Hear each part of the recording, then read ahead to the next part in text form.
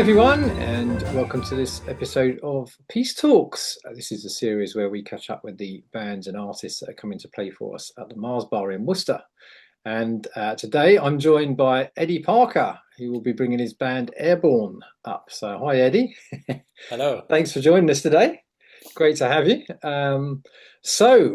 Airborn, a band that I caught you down at you were at Bristol earlier this year, wasn't it? I think. Yeah. Crikey, yeah, we're at the end of the year already now. Hurtle's past, doesn't it? Really excited to have Airborne coming along, and we'll talk about that in a bit. But I'd like to just get to know a little bit about yourself, Eddie, and on this series, and kind of Sure. where it all started for you and that. So I believe you're born into a musical family. So should we sort of start at the beginning and sort of how it all started? Yeah. Well, my dad he played in shows. He was a professional musician. Hmm. In the latter part of his career, he was just playing in shows and stuff. But before that, he'd been a musical director uh, Okay. of different shows and different theatres as well. And he met my mum, who had been a dancer, in fact, sort of head girl of a troupe of dancers. Hmm. And they met in the war years, in the time of Ensa, entertaining the troops and all that. Okay. And they met on the road, and I mean, that was it. And then when they started having the family, she stayed at home, of course, Hmm. to look after the children. I say, of course, but such a were were those things in those days, and he continued to work. So, he was working in a theatre in Edinburgh for Okay. quite some years, until eventually my mum said, "Get back here." And then they lived in Preston for a while, Hmm. and then they moved to Liverpool, which is where my mum's parents lived, Right. Okay. and they moved into their house, the parents' house, and stayed there. And luckily, my dad got a job at the Pavilion Theatre in Liverpool, um, and that was from about 1950.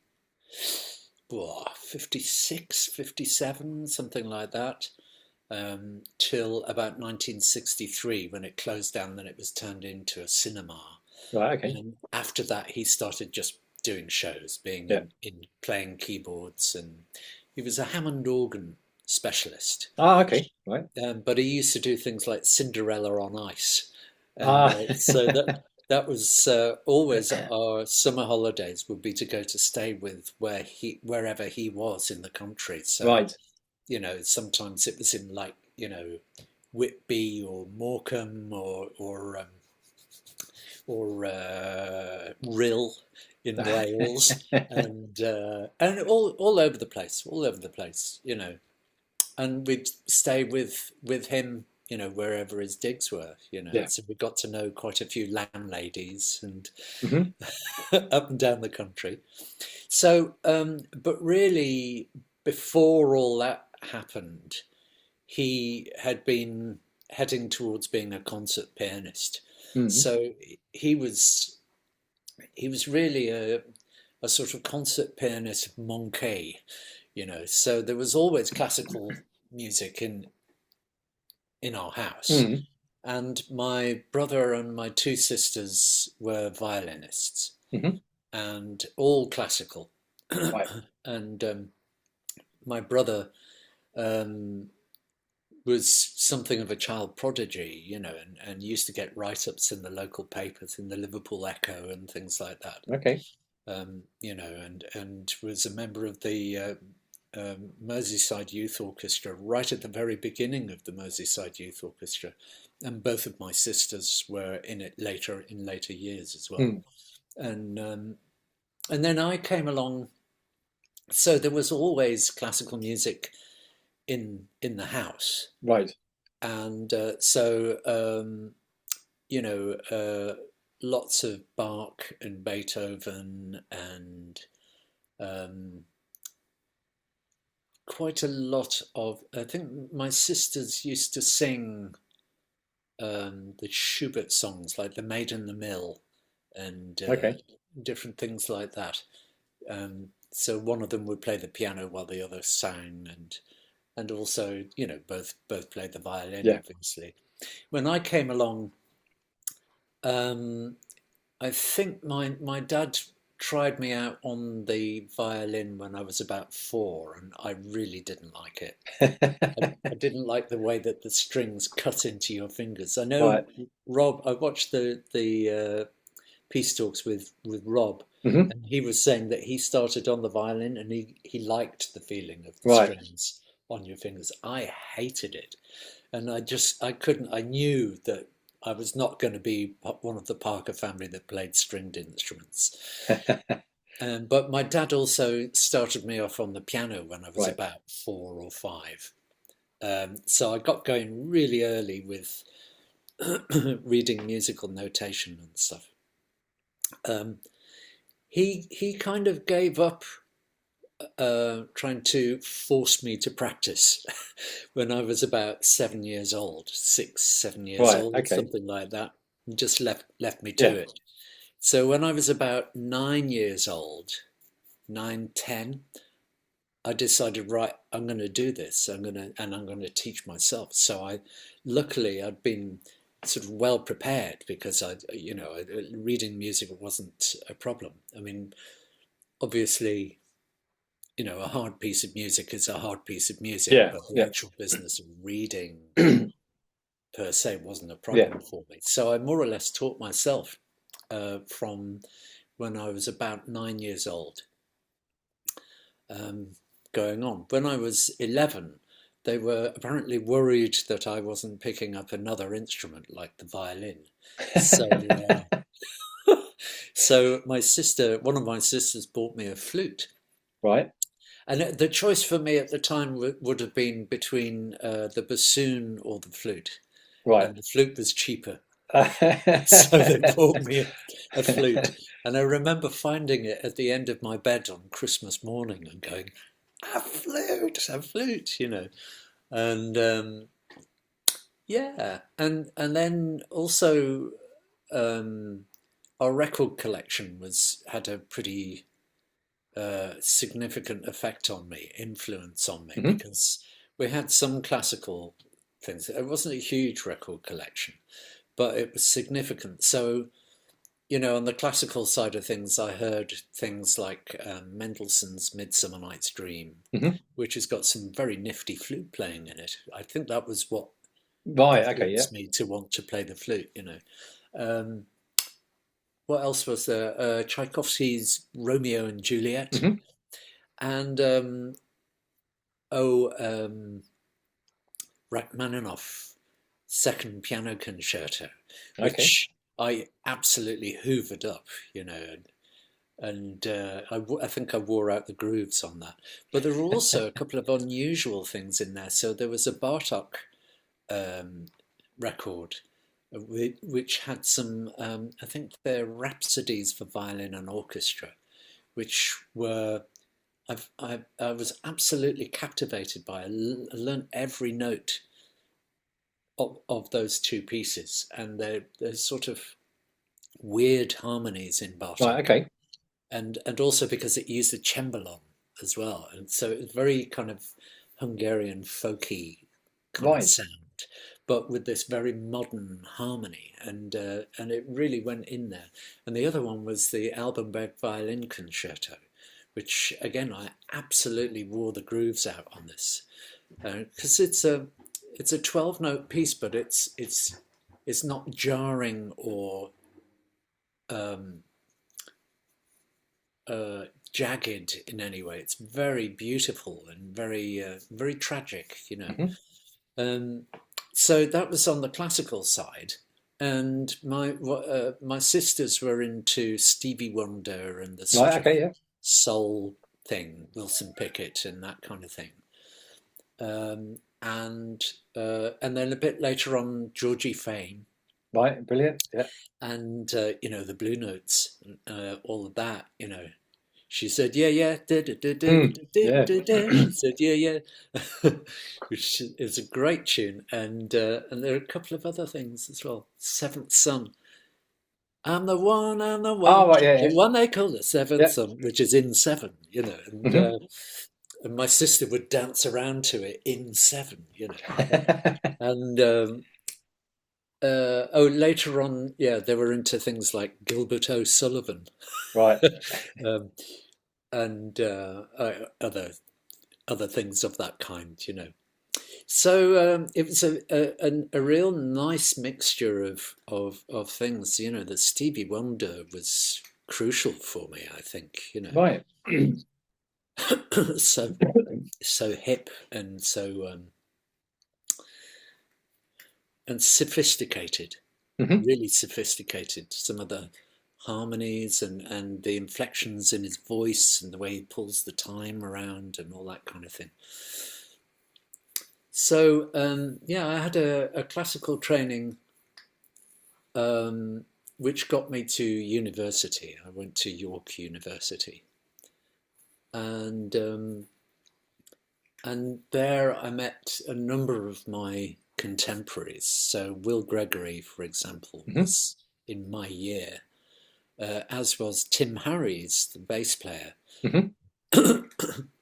who ended up later on playing with Bruford and Django and Right. Ian Bellamy and so on. Um, and also amongst the lecturers, there was some great, fantastic minds in there, that really influenced me as well. So Alan Hacker, the clarinet player, Hmm. who was, um, I mean, he was very exacting, Alan. Right. He wouldn't let you get away with things, but he also appreciated what you could do. So, like in the first year, I think I had to do something like a little classical recital, um, and I didn't really prepare for it, you know. Hmm. And and there was one pianist who everybody used, and so I had like 10 minutes rehearsal with him or something like that Hmm. before we went into this room where Alan Right. was sitting. And it wasn't in front of an audience; it was just Alan Hacker sitting on his own. And so we got to the end of it. I stumbled through some, I don't know, something like Telemann or Corelli or something like that. And then the pianist went off. And Alan said to me, "Well, it's obvious that you haven't prepared this, Eddie, and that's rather serious. And is it okay if I swear? I mean, if I Go report his if I ahead. report his words exactly, what he said then was, "Anyway, I thought you were supposed to be a jazz musician." I said, "Well, yeah, yeah." He said, "Well, why the fucking hell didn't you play some jazz, you idiot?" and from and from that point on, he was so supportive, and Right. like he introduced me to Tony Coe because he was Hmm. working with Tony Coe in a group called Matrix, um, and then there was a group that came up, a free improvisation group that had Tony Oxley in it, All right. Yep. and he introduced me to those people. So I ended up going to the Barry Summer School, which was the precursor of the Glamorgan Summer School in South Wales. So I went there a couple of times, and there I met, oh, loads of my contemporaries. So, like, oh, gosh. Um, oh, so many of them, they're almost everybody I knew, Hmm. I now know. But among the tutors were John Taylor, Gordon Beck. And because Tony Oxley was running it, so there was a jazz side and there was a free side. And Right. so, and I was one of the people, one of the only person I think who used to go between the two Okay. Yeah. departments, so to speak. So I met and played with Evan Parker and Hmm. um, the violinist Philip Wachsman and various other free players, and then John Taylor, Gordon Beck, Henry Lowther, Stan Saltzman, Alan Skidmore, Hmm. all these heroes, you know. Kenny Wheeler wasn't there. He wasn't there, but you know, I was hugely into Kenny's music by Yeah. then. Anyway, so I think sometime along the line, when I was a teenager, when I was 15 or 16 years old, I had a friend, a neighbour who lived a little bit down the road from us in Liverpool, who was very heavily into music and had an enormous record collection. Right. Mostly he was into folk music, traditional music, particularly Irish music, but he was into jazz as well. And amongst his collection, I mean, he was more of a bebop sort of Hmm. person. So I got into, you know, I heard Thelonious Monk and Charlie Parker and all kinds of things like that when I was about 15. So, you know, I had been from around the age of 12. That was when Jethro Tull's Aqualung came All out. right. Yeah. And so I absolutely hoovered that up. And so I started learning the flute solos off the record. Oh, but because our record player ran a little bit fast, I learned everything up a semitone from where it was supposed to be. There you go. And yeah, and I realised this also because my mate Christy McHale, his name was, he's dead now, bless him. He also got me into Irish traditional music, so I was learning some reels and jigs and things off the record, but in F and A flat and Hmm. things like that, which are just not Irish keys. So when I came to play with people, they were kind of having to put capos on the guitars and things like that, you know. And anyway, so amongst his record collection, there were two very significant things that he wasn't really into because he was more into bebop and Mm. stuff. But I absolutely just turned my head. Three. The first one was the Inner Mounting Flame All right. by Yes. Mahavishnu Orchestra. I've got that kicking around here somewhere. Yeah. Yeah. And then two Keith Jarrett things. So one was Kenny Wheeler New High Hmm. with Dave Holland and Jack D. Jonette, sadly just passed, Yeah. and Keith Jarrett on piano. And the other one was a Keith Jarrett album, one of the Atlantic albums called The Morning of a Star. Hmm. And it completely turned my head. You know, I wasn't into it. Sort of took me away from all the sort of rock music. Right. You know, I mean, at the age of 12, it was Deep Purple and things like that. You Yeah. know, and then I sort of matured in my tastes, so it became things like Little Feat and the Allman Brothers. Hmm. But then this happened, and then it was all like jazz rock stuff and Keith Jarrett, and then Yeah. the English, the British jazz scene. Because of course, Kenny Wheeler included Evan in as part of his band. So Right. you know that big band that had Tony Oxley on drums, Ron Matheson on double bass, an enormous big band. But in the middle of it, it could go into very free stuff with Evan and Tony Oxley, you know, Hmm. going really free. And I absolutely loved that. So, you know, I kind of arrived at York University with this massively eclectic sort of back Right. Yeah. archive in my head.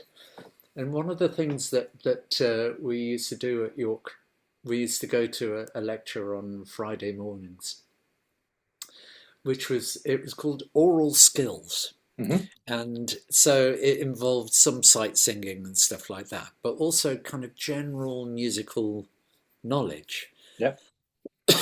And we did this exercise. We would do this exercise every week.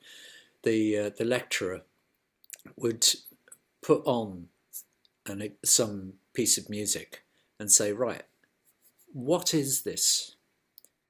And pretty well all of the other students were dyed-in-the-wool classical music people. They'd never heard anything else, Right. Okay. including rock music. Mm. And I was the one, so I was me always putting up my hand and saying, "That's Balinese music, sir. Balinese gamelan music." Or, that's Stockhausen. I think it's called Gesang de Junglinge. Yes, and eventually it got to the point where he was going, "Okay, anybody, not you, Eddie. Uh, Yeah. what's going on in this piece of music? What is it? You know?" And that was my kind of thing. So I sort of made it my business to check out anything and everything, even before I was at York. But then at York, I was introduced to a whole load of other things as well. Mm. York was heavily into contemporary music of the sort of Darmstadt variety. So, Stockhausen, Boulez, Berio, Ligeti, these kinds of things, and also John Cage and the American experimentalist Right. sort of Okay. things, Christian Wolff and people like this. So yeah, and I kind of made somewhere along the line at York, and also having um, met and stayed in touch with people like John Taylor and so on. I made the decision that I was interested in three things. One was jazz, modern Hmm. jazz. Yep. Uh, Another was free improvisation, and the third was contemporary music.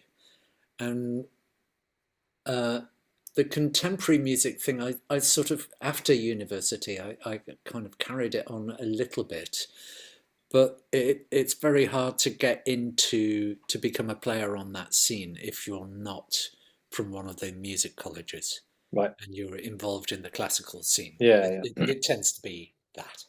So it ended up being jazz and free music. Hmm. And then eventually it ended up being jazz. Right. So, yeah.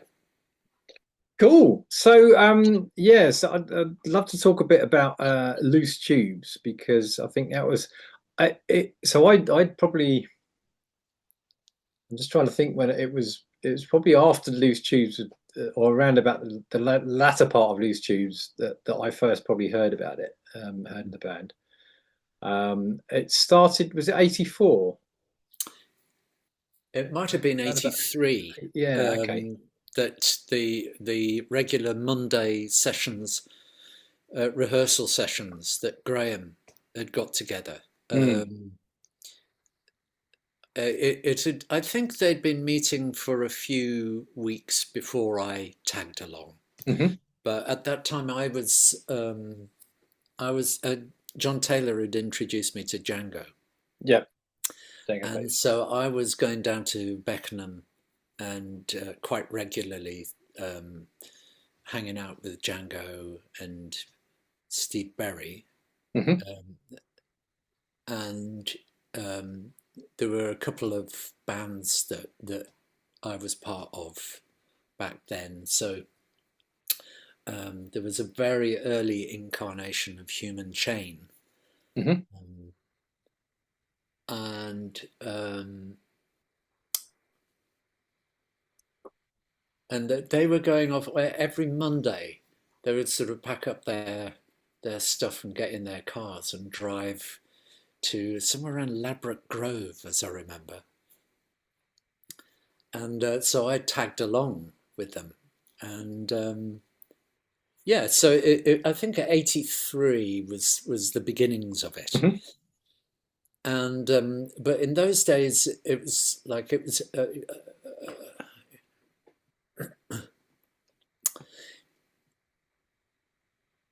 different people, leaders were coming along every week with different scores. So, Yeah. like, I think there was someone came along with some Duke Ellington stuff, which we played through, and there were a couple of other people. I can't really remember now. It's a very long time ago. But the most significant thing is that there was one week when Django brought along a piece of his, and Steve Berry brought along a piece of his, and it just really changed the vibe of the band. Right. Okay. And around about that time, we got our first gig, which was at the Brixton Academy, Oh, and it right. was Yeah. part of a weekend festival. We were the first band on at midday on a Saturday. There was no one there. I was going to say, how many people were there? Absolutely no one there, and so we did this gig, but there was one person there, and that was Daryl Runswick, who was one of the members of staff at the newly founded jazz course at the Guildhall.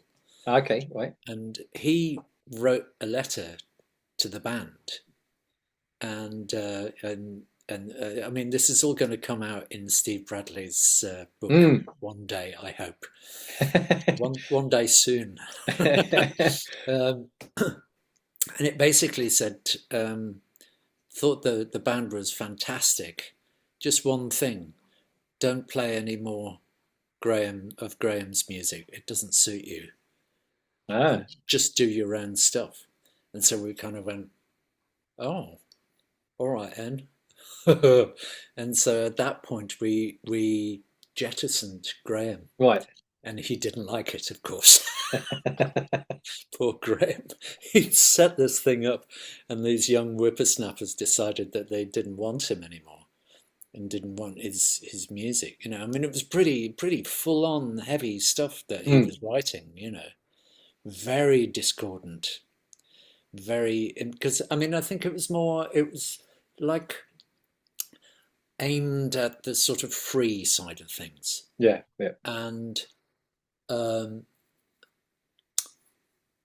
it didn't really sit well with the people that were in the band. I mean, there were one or two who were up for it, but Yeah. most of the people in the band were like, don't like it. Yeah. Yeah. It It didn't fit right. feels awkward to play it. I was sort of neutral on that because, I'd had a more than a toe dipped in free music. So it was okay for me, but, that wasn't the way the band as a Mm.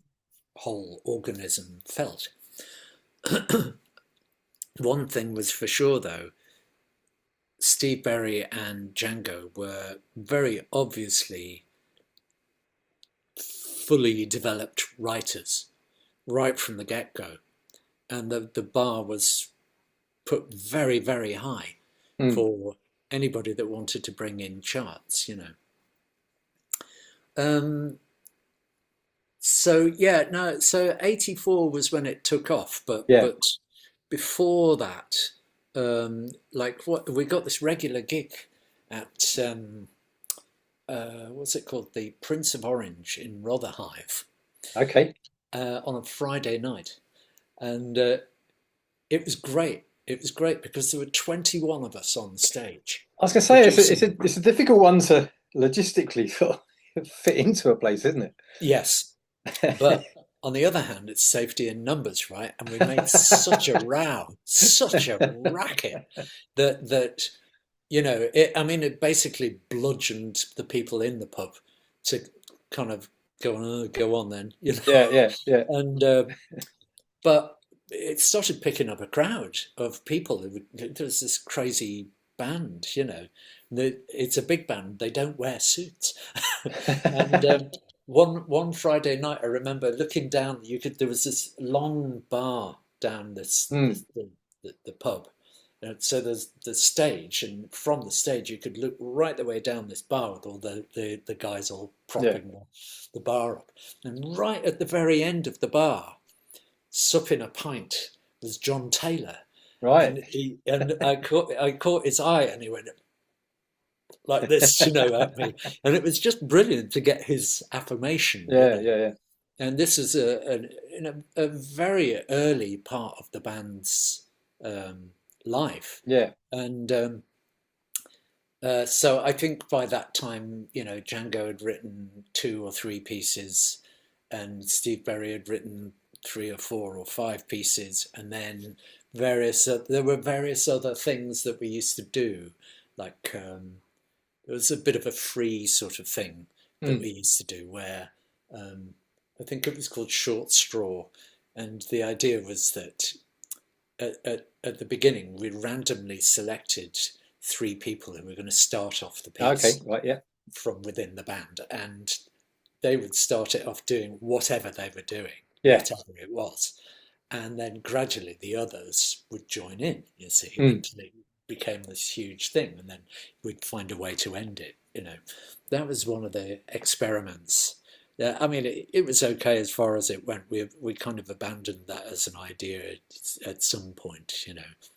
And then um, all of a sudden, and bless him, Colin Lazzarini is no longer around for me to find out. But at some point, there was, I think maybe he made an application to the Arts Council or something like that. But we got this Contemporary Music Network tour, and the band just went intergalactic in a few days. And Right. suddenly we had television crews following us around and people ringing us for gigs, Yeah. which is unheard of. So yeah, and then it just went, yeah, it just went ridiculous then. Yeah. So I actually saw the band at the 2014. You did a reunion, didn't you? Yeah. The Ronnie Scott's. I think there was was it play you played at Cheltenham that year as Yes. well, Cheltenham Jazz Festival. Yeah. Yeah, I wasn't. I was still down in near London that way at that time. But yeah, I went along to um, the the the Ronnie Scott's one. Right. Because I've looked around actually because none of the I've got the open letter Yes. album which I bought at Past and Present Records in Watford back whenever it was for £2.99, and I've hung on to that one. I had loads of vinyl that I got rid of in the 90s and All right. wished I hadn't now, but that one sort of stuck around. But yeah, the others because there's nothing on streaming platforms or anything. Although I did have a poke around the other day, and there's a sort of funk rock. Uh, I describe as a pub band called Loose Tubes that's got Oh, really? a single song on Bandcamp from New Jersey, I think they Oh, are. gosh. All But yeah, right. I can. So I'm always on the lookout now for the. So that was the third one, was it? Open Letter. Yeah. Third Yeah. and That's I right. know Django released some of the live recordings and stuff since, but Yeah. um, yeah, and there you are listed on the top of the. I'm just looking at the listings there, the lineup. So yeah, there, and then we've had. So we've also had Ian Bellamy. Obviously, was in there. We had him come up and play in. That was in April last year with his quartet. Um, and Mark Lockhart. So Mark and John John Paricelli. Pacelli. Yeah. Yeah, so they're playing at Wolverhampton the week after your gig with us in Worcester because Yeah. Yeah. yeah, obviously you know Steve Bradley up there. So Yeah. and I found John was born in Evesham because I live in Evesham, which is just sort of half an hour from Worcester.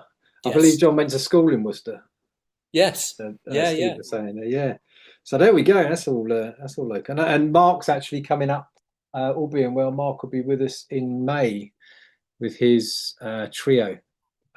He's got a new trio thing going on. So Nice. yeah, we're getting bits of the bits of loose tubes, getting tube at a time. The other one I was going, yeah, Tim. The other one we got a connection with Tim Whitehead because his daughter Hattie Whitehead Mm. Mm. sings with Pete Oxley's Hejira project. Have you Right. seen Yes. that?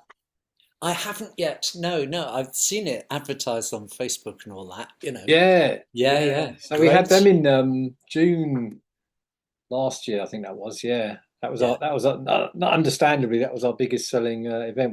We had over 100 people in, just over 100. It's 101.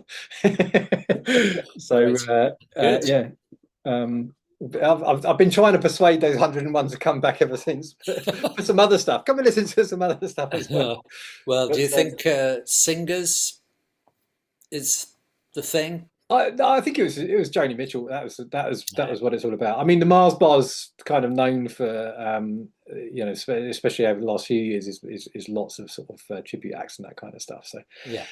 but I think yeah, it's very much the Joni connection. And I saw some comments because they're playing Birmingham, the Hare and Hounds in Birmingham on Sunday, this Sunday. So I'll probably get along to that myself. But they've got Imi Churchill on vocals for this one. I think Imi steps for Hattie when she's Yeah. unavailable. But Yeah. yeah, there was someone commenting on a previous gig they've been to, said, "Oh, there's more jazz than Joni." So I mean, they're quite. It's quite clear that it's the kind of they kind of bill it as the Joni's jazz period, and it's the Yeah. Hejira Shadows and Light kind of. Yeah. But Yeah. yeah, there you go. But it gets people, it gets people in and listen to stuff, and I'm sure some of them have been back for other stuff. So yes, there's other connections there.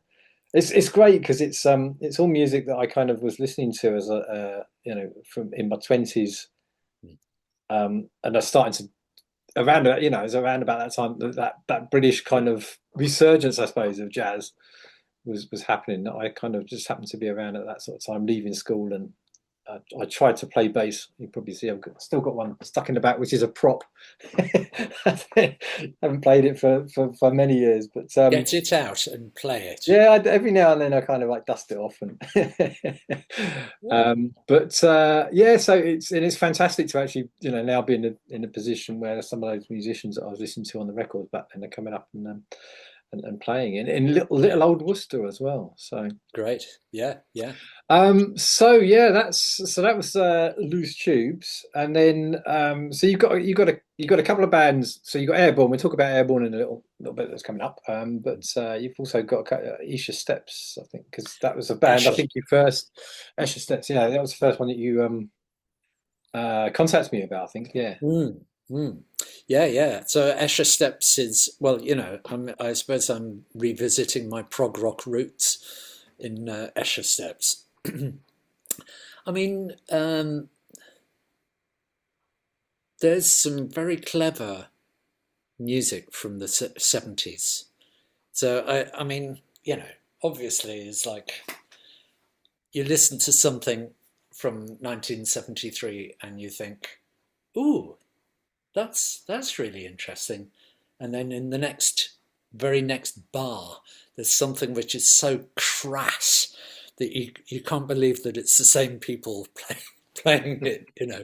Um, those were the days. Mm, And the other thing that I find when I listen to Jethro Tull now, things from back then, so Aqualung, Thick as a Brick, and Passion Play, that was my period hmm. of Jethro Tull.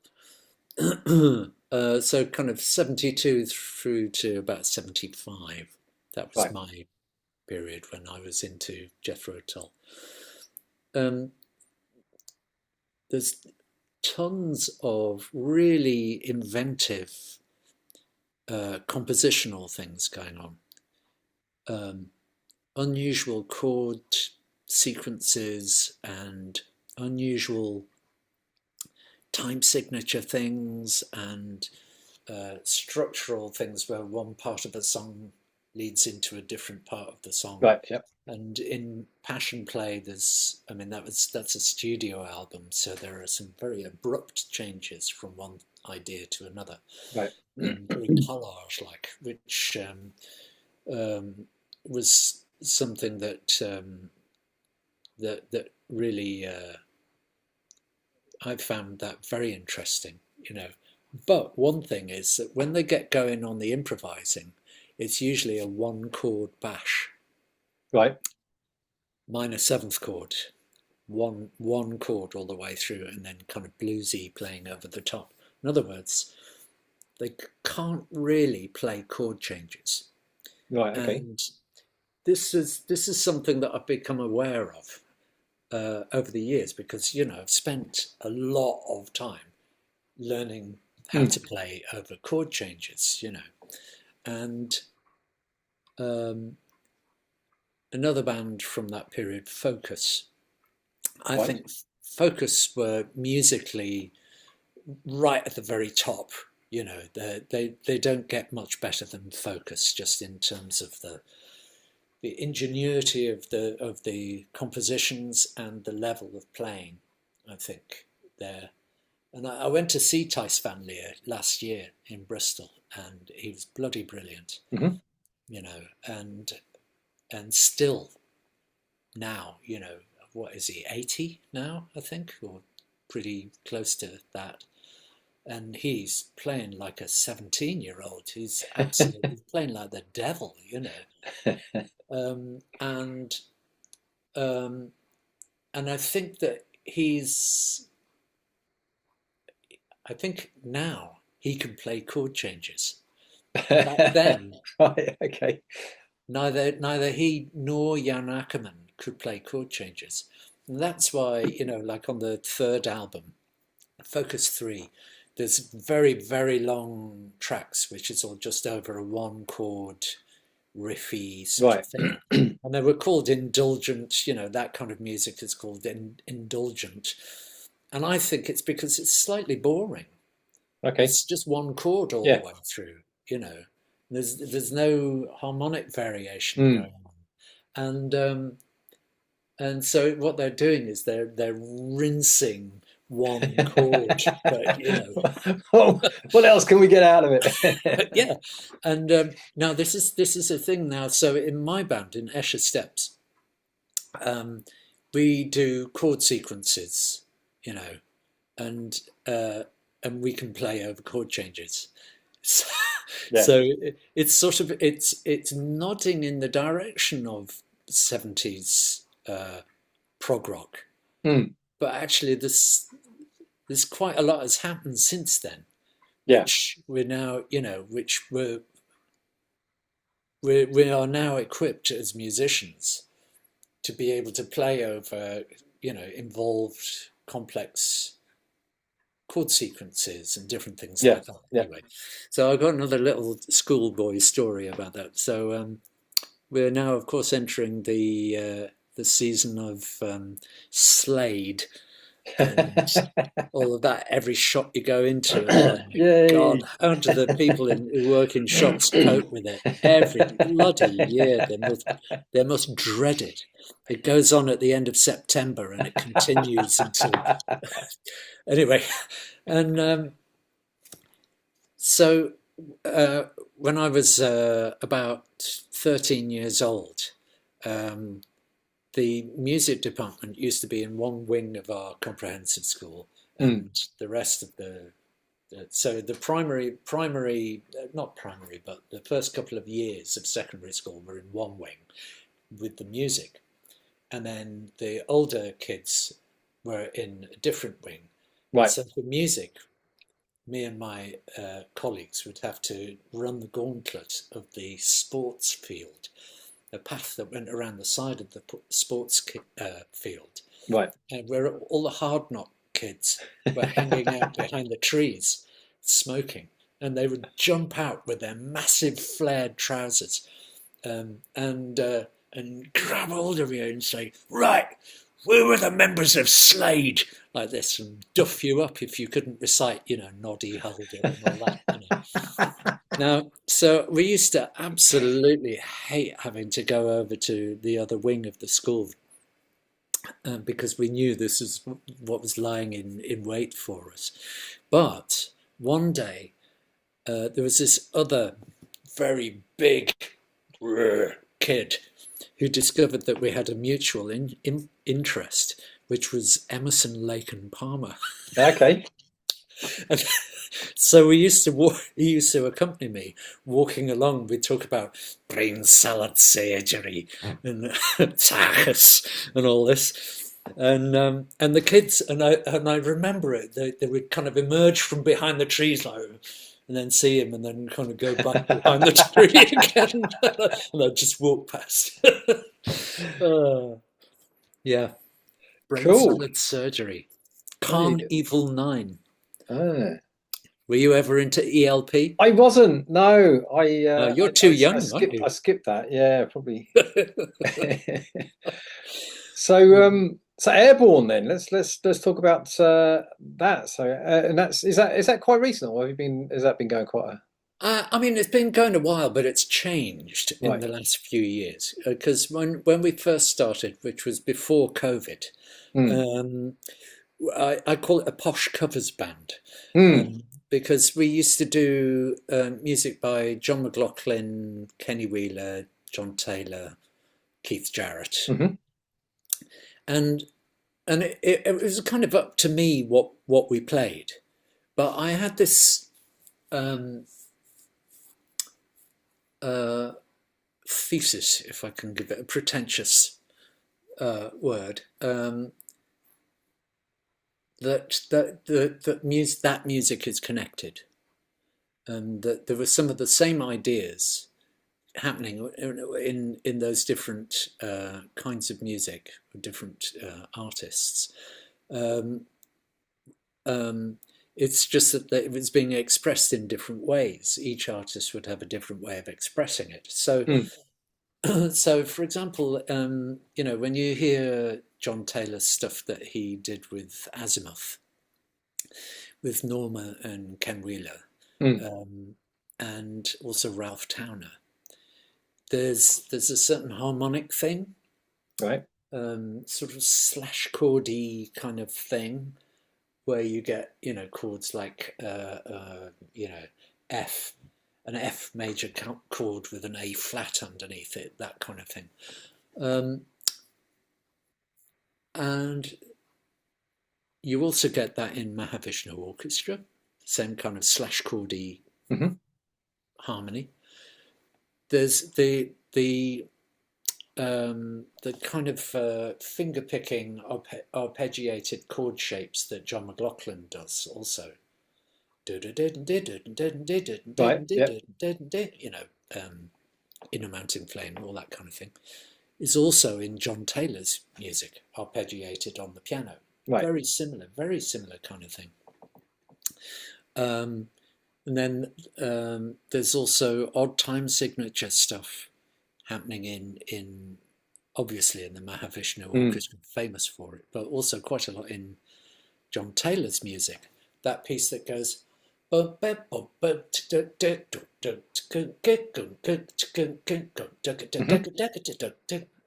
in nine, and a very unusual nine, and other things.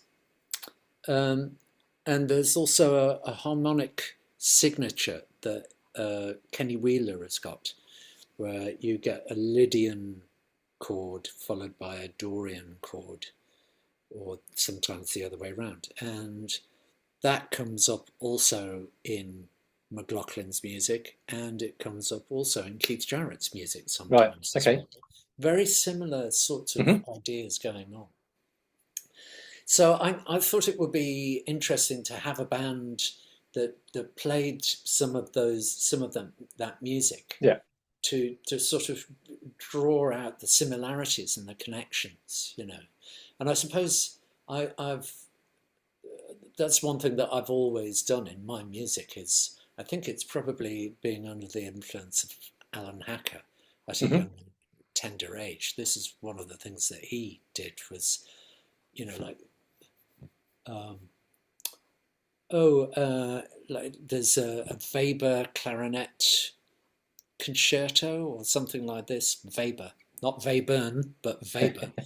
And he puts this very Turkish glissando in one place. Well, it's not so far-fetched because the Ottoman Empire was still in existence in the time of Weber, when Okay. Right. Weber was writing. So it kind of draws attention to a certain sort of potential connection Mm. that might be interesting to explore. And now, the other day we went to see the mandolin player Chris Teal, Hmm. and who's extraordinary, a sort of bluegrass mandolin player who's learned to play Bach, Right. Okay. extraordinarily virtuosic, you know, like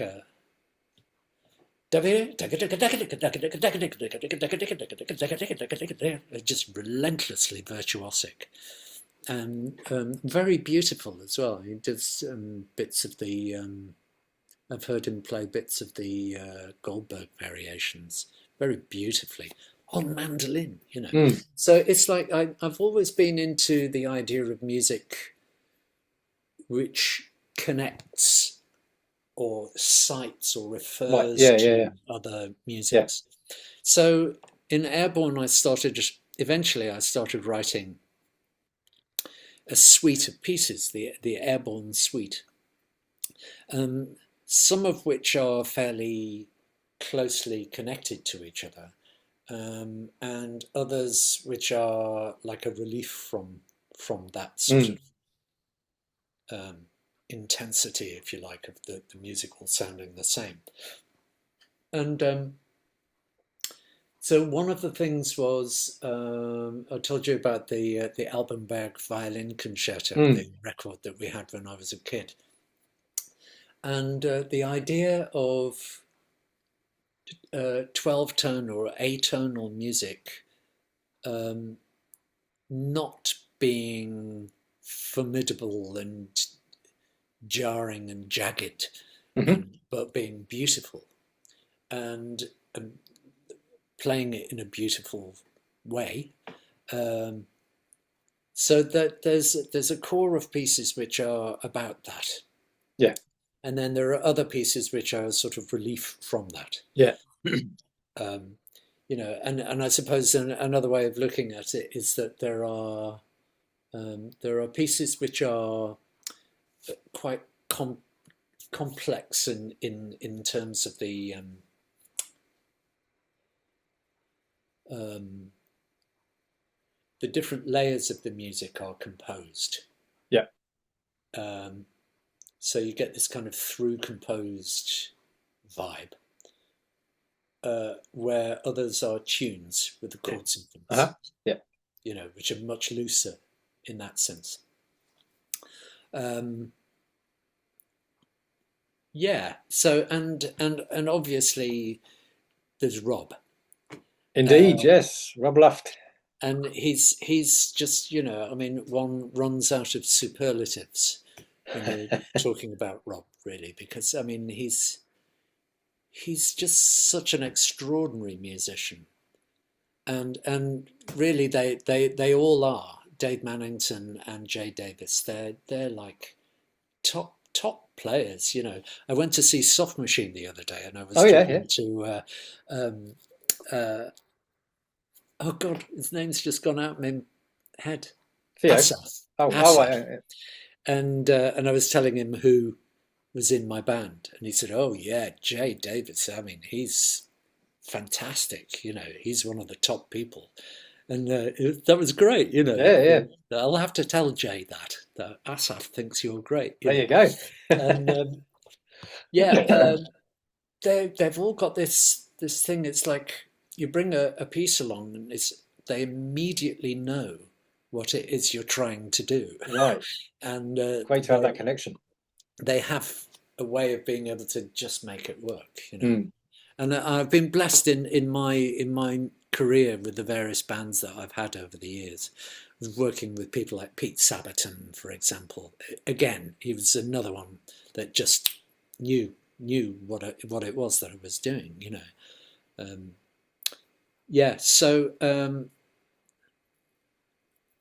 it's like we played somewhere near the gig in Woking. Hmm. God, what's it called? My brain's going. Sorry, old age. Um,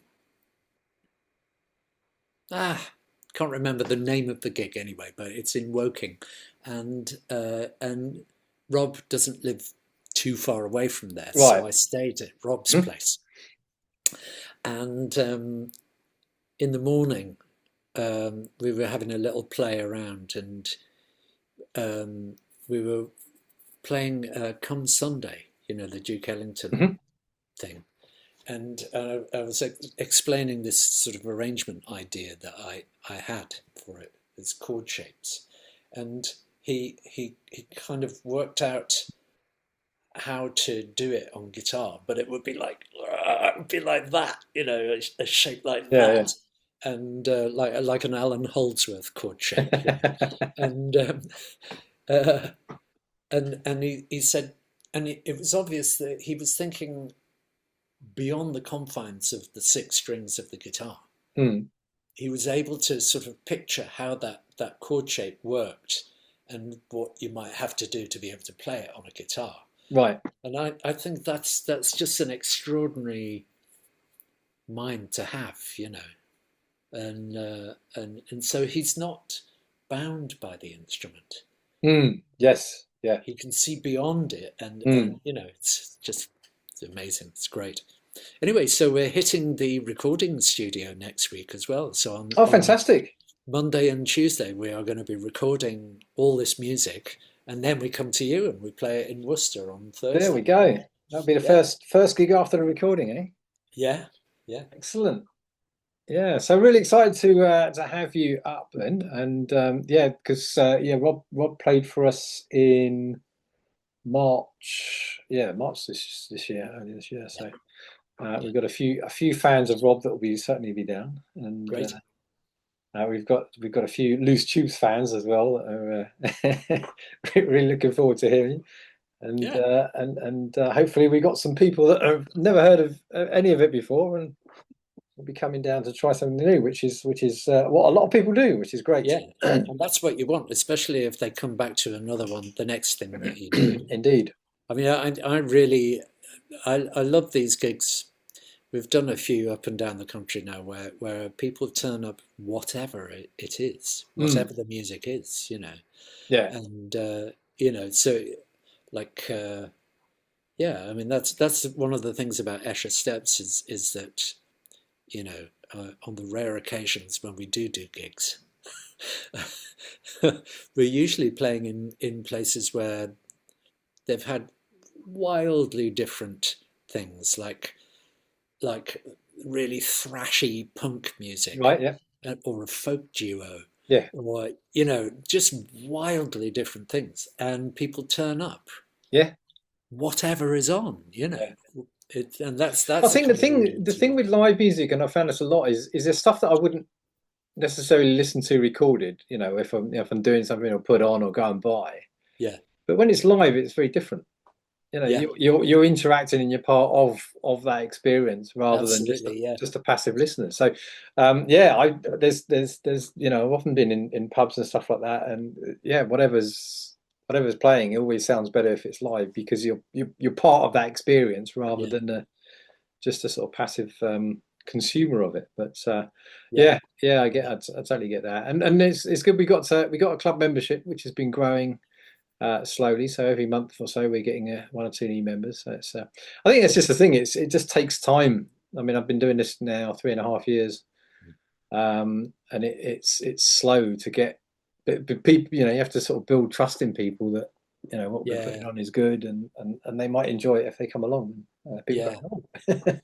yeah, yeah, yeah, absolutely, And yeah, I think also that not jazz, the word jazz and the sort of the thing, the ideas that conjures up in people's heads sometimes. I was exactly the same when I was like 16, 17, and I remember a conversation with a friend who was talking about jazz. And jazz, that all sounds the same, doesn't it? Because I'd heard something that someone had told me that's jazz, and that's kind of what and I think lots of people have that kind of got they've heard something that was described as jazz, and they either didn't like it or they liked it. well, one of the things that does my head in is how that happens. What gets represented as jazz in the media. And Mm. so, like, I mean, quite often on Radio 3, for example, Hmm. what they play as jazz, well, let me put it the other way around. You're very unlikely to hear things like Jan Garbarek, Keith Jarrett, John Sermon, John Taylor, Mm. these kinds of people who are the people that I listen to and want to hear, Yeah. on British media.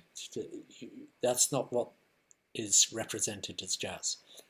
What's represented as jazz is either kind of smooth funk Mm-hmm. type of stuff, which has its place, you know. Um, I'm as funky as the next person, um, or it's stride, you know, um, quite old style jazz. And I think, you know, it's this is one of the things. It's like I suppose as an older musician, you might hear this quite often. We complain about the students in on the jazz courses being so conservative, and they want to listen to Hank Mobley and things like this, and we're trying to say, no, man, you've got to listen to Jan Garbarek and uh, you know, I mean, even Jan Garbarek is old now, Mm. of course. But what struck me, and I was thinking about this thing of the 70s jazz rock fusion stuff. Mm. So all those people that came out of the Miles Davis electric band, Yeah.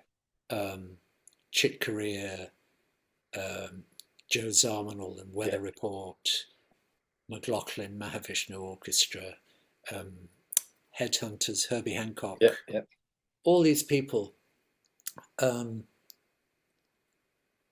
they're not widely regarded as being sort of canonic jazz. Well, no, it's a spectrum, isn't it? It's completely evolving as well.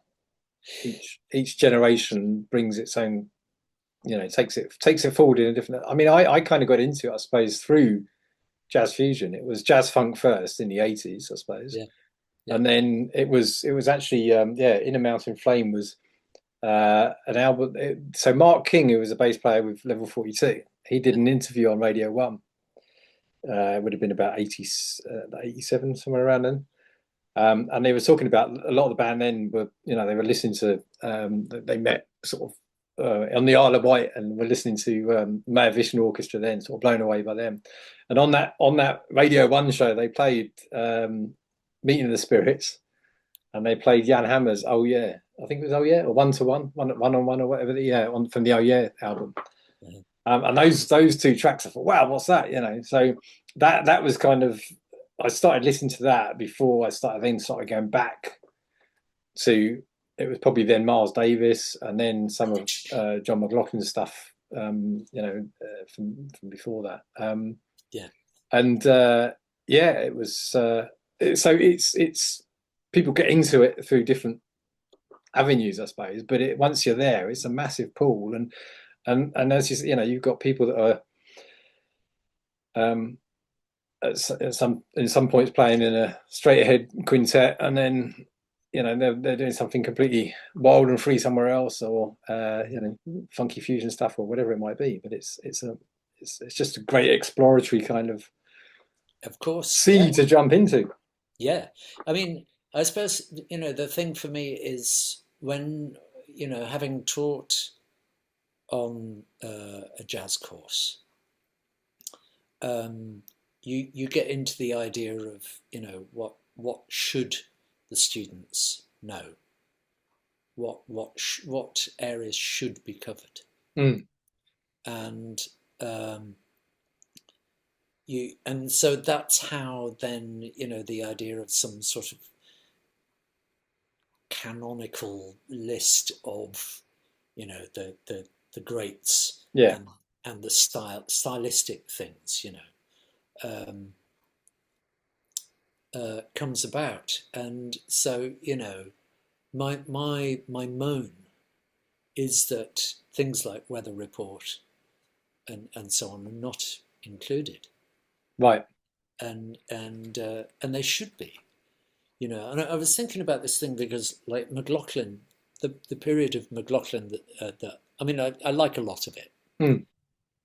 I don't like everything he's done, but the period that I like is the second Mahavishnu band with Jean-Luc Ponty, Hmm. So the two albums, Apocalypse, the huge orchestral thing, and Visions of the Emerald Beyond, they're my two Desert Right. Island Disc Mahavishnu albums, you know. But I also like Inner Mounting Flame and Birds of Fire. Yeah. Now, there's something that McLaughlin had hit on a formula, a compositional formula. So, you know, the arpeggio thing that I was talking about Mm. earlier. Um, so, um, so you take a time signature. Let's say it's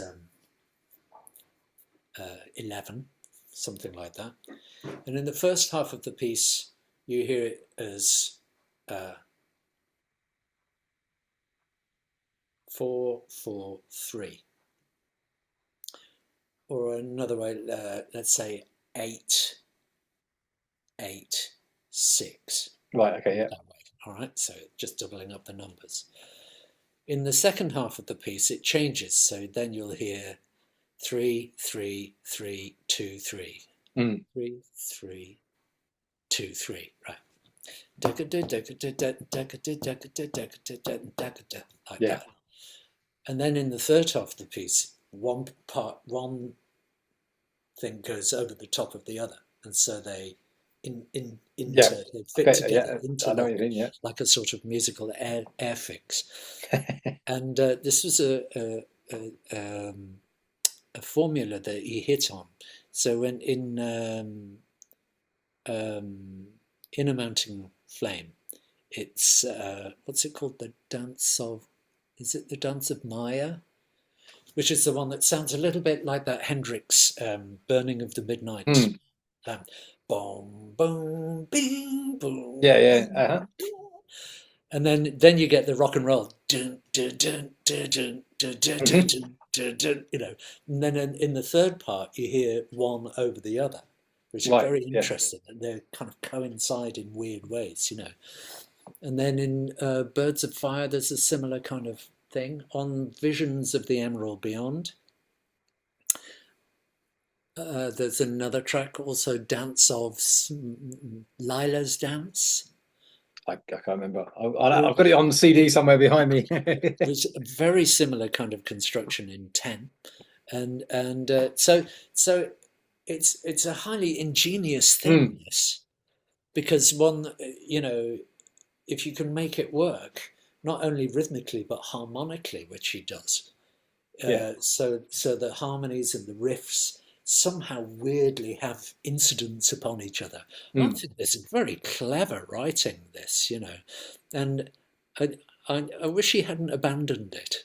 You know, I wish he'd gone on and made it more Right. and more elaborate. But I suppose, you know, if you know, in 1974 they did Apocalypse, which is just about as elaborate as you can possibly get, with a massive orchestra, Mm. you know, and yeah, yeah.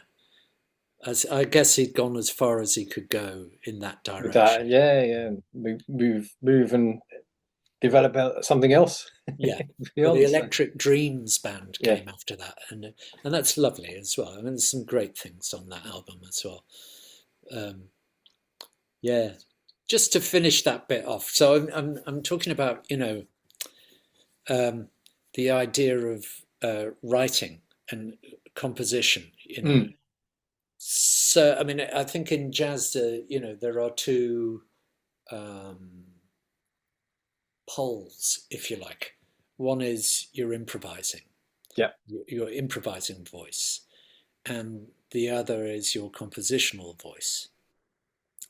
And writing songs and writing charts and whatever your compositional thing is, you know, as a developing artist. And generally, what happens is that one they develop at different speeds and levels of sophistication. So quite often it happens, and I think this certainly happened with me, is that my compositional ideas, because of all the different things that I've been exposed to, were very highly sophisticated and complex. Right. and I believe that my best ideas were my most complicated ideas, which isn't necessarily the case. But but while my I was writing very detailed, complex compositions, but my ability to improvise was somewhere down here. Yeah. And gradually, over the years, they've kind of caught up with each Right. other, Okay. Yeah. so that you find a way of synthesizing the the things. There becomes a synthesis. One of the best examples of that is Eric Dolphy's "Out to Lunch," right? Hmm. Uh, Eric Dolphy, to my ears, I mean, I always loved him, but he sounds more loony when he's playing, you know, Willow Weep for Me or Right. something like that. He sounds like completely unhinged, uh, like Thelonious Monk has taken some LSD or something. Whereas on Out to Lunch, because it's his own compositions, and he spent some time at Tanglewood, Hmm. and and mixing with contemporary classical musicians and so on. So I think that all of this went into his brain, and he came up with a set of compositions on Out to Lunch that meet his improvising style, and so it all sounds like one thing. Right. And I think that's and for me, Out to Lunch is the very best Eric Dolphy album, and I think it's a shining example of this thing that I'm talking about. But so I encourage students to write their own stuff because it's how they um, develop their own voice Yeah. Yeah. and individual voice, Yeah. and then uh, and it's going to be what it is, and it'll have its own sort of development, and some people will want to go for the complex thing, and some people will want to sit down under a willow tree by the river and write a song, and whatever it is, Exactly. Yeah. Yeah. you find your own way through it. Yeah. But for me, things like the Mahavishnu Orchestra and Weather Report and so on, with those very eclectic musical voices that they Mm. had, are, are a great example to developing artists, Yeah. wanting to explore their own voice. And might remind people that one of the very first tunes that Django brought along to Liz Tubes was his arrangement of a Weather Report tune, Young and Fine. Okay. And it was a huge step for us to be playing that because it suddenly said, this is the direction we want to go in. Right. Yeah. Yeah. Yeah. Fantastic. Well, it's been incredible talking with you, and Okay. I really appreciate you giving us lots of your time. Yeah, it's been great. I'll pull this together and we'll get this out hopefully on YouTube. We got just over a week before the gig, so Yeah. I'll get it out in the next couple of days. Great. But yeah, thanks. We're really looking forward to having you at the Mars Bar. That's on Thursday, the 11th of December. And we shall see you there. Safe trip over. And yeah, until then, take care. Nice one, Dave. See you soon.